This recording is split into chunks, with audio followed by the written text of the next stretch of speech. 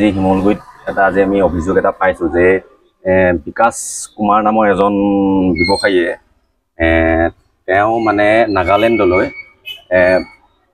অবৈধ মানে মদ সৰবৰাহ কৰে। এখন গাড়ীত মানে তেওঁ ওপৰত মানে হয়তো গেলামাল বস্তু নিয়ে, তলত মানে সম্পূৰ্ণ মদ ভৰাই লৈ যায়। আৰু কিন্তু ৰিটাৰ্ণ যেতিয়া নাগালেণ্ডৰ পৰা আহে তেওঁলোকে সেই গাড়ীখনত সম্পূৰ্ণৰূপে তেওঁলোকে ড্ৰাগছ ভৰাই লৈ আহে। এইবিলাক মানে এই কামবিলাক তেওঁলোকে ক'ৰ পৰা কাৰ সহায়ত এইবিলাক কাম কৰিবলৈ পাইছে? কোনোবাই নিশ্চয় তেওঁলোকক সহায় কৰিছে, কোনোবা আছে তেওঁলোকৰ মন্ত্ৰী আমোলা, কোনোবা নিশ্চয় সহায় কৰিছে। আৰু আজি শুনামতে তেওঁ কালি তেওঁলোকৰ বাসগৃহৰ পৰা বা দোকানৰ পৰা 40 লাখ টকা এটা হেৰাইছে। আৰু কালি তথ্যমতে পুলিচ প্ৰশাসনে তেওঁলোকক প্ৰায় 14 লাখ মান টকা এটা উদ্ধাৰ কৰিছে, আৰু বাকী টকাখিনি এতিয়ালৈকে উদ্ধাৰ কৰিবলৈ সক্ষম হোৱা নাই।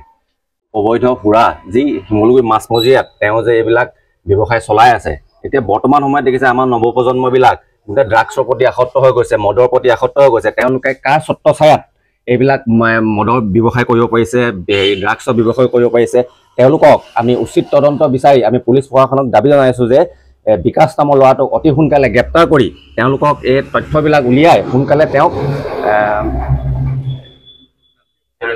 আইনৰ হাতত আনিবলৈ আমি দাবী জনাইছোঁ। আৰু ইমান বৃহৎ সংখ্যক যে টকা উদ্ধাৰ হৈছে কি ক'ব?